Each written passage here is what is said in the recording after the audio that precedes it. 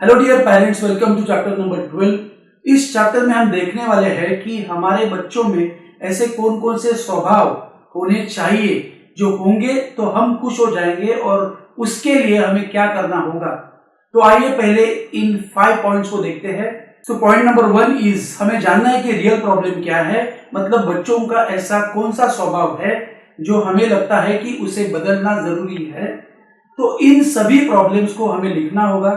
फिर अच्छा स्वभाव बनने के लिए आवश्यक कौन कौन सी आदतों को बोल बोल कर हैमर करना होगा और कौन कौन सी आदतों को हैमर नहीं करना होगा। पॉइंट नंबर 2, ये सब करने के लिए किन सॉल्यूशन से हम आगे जाने वाले हैं, मतलब हम उनमें अच्छे स्वभाव को डेवलप करने के लिए क्या करने वाले हैं या किस प्रोसेस को अपनाने वाले हैं। पॉइंट नंबर 3, एक सॉल्यूशन से काम नहीं हुआ तो हमें दूसरा सॉल्यूशन ढूंढते रहना होगा, मतलब हमें जो उनका स्वभाव डेवलप करना है तो हमें वो डेवलप करना ही है। लेकिन जो प्रोसेस हमने फॉलो की है और अगर वो प्रोसेस काम नहीं कर रही है तो हमें दूसरी सिस्टम को फॉलो करना होगा। पॉइंट नंबर 4, हम जिस प्रोसेस को फॉलो करने वाले हैं तो उसमें पेरेंट्स का कंट्रीब्यूशन होना बहुत जरूरी है। पॉइंट नंबर 5, जिन सॉल्यूशन से उसका अच्छा स्वभाव बन रहा है तो उसे उस पर हैमर करते हुए उसकी तारीफ करनी चाहिए और उसके लिए उसे कुछ गिफ्ट्स भी देने जरूरी होते हैं।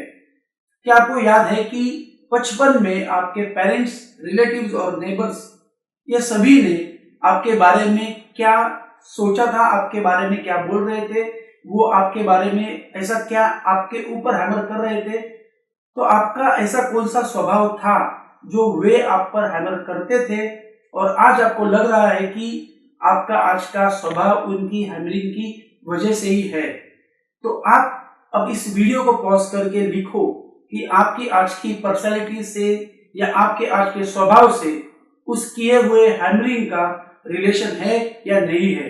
और अगर आपको ये लगता है कि ये स्वभाव जो आपका आज का है वो लाइफ में सक्सेसफुल आपको नहीं बनाएगा, तो आपको भविष्य में किन नए स्वभाव से जीना है, ऐसे कौन से नए स्वभाव होने चाहिए जो आपको लगता है जो स्वभाव आप अपने में डेवलप करोगे तो आप सक्सेसफुल हो जाओगे और आप उसके लिए भविष्य में क्या करने वाले हो, आप क्या एक्शन लेने वाले हो, आपकी स्ट्रेटेजीज क्या है। अभी जो मैंने एग्जाम्पल दिए हैं तो हमें यह समझना चाहिए फर्स्ट रियल प्रॉब्लम क्या है, पेरेंट्स को स्वभाव बनने की कौन सी आदतों को बोल बोलकर हैमर करना चाहिए और कौन सी आदतों को हैमर नहीं करना चाहिए। मीन्स आपको आपके बच्चे में ये स्वभाव नहीं चाहिए तो उसके बारे में मत बोलो, और आपके बच्चों में अगर ये स्वभाव चाहिए तो उसके बारे में ज़्यादा बोलो और हैमर करो। सेकंड, उसके सॉल्यूशन क्या है, मीन्स हम ये स्वभाव उनमें कैसे डाल सकते हैं।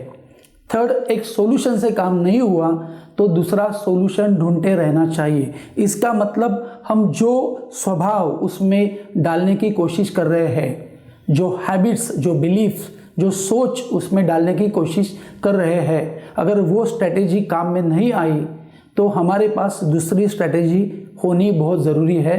We should have many solution, लेकिन हम अच्छी आदतें, हम अच्छा स्वभाव उनमें डालने के लिए हर वक्त काम करते रहना चाहिए।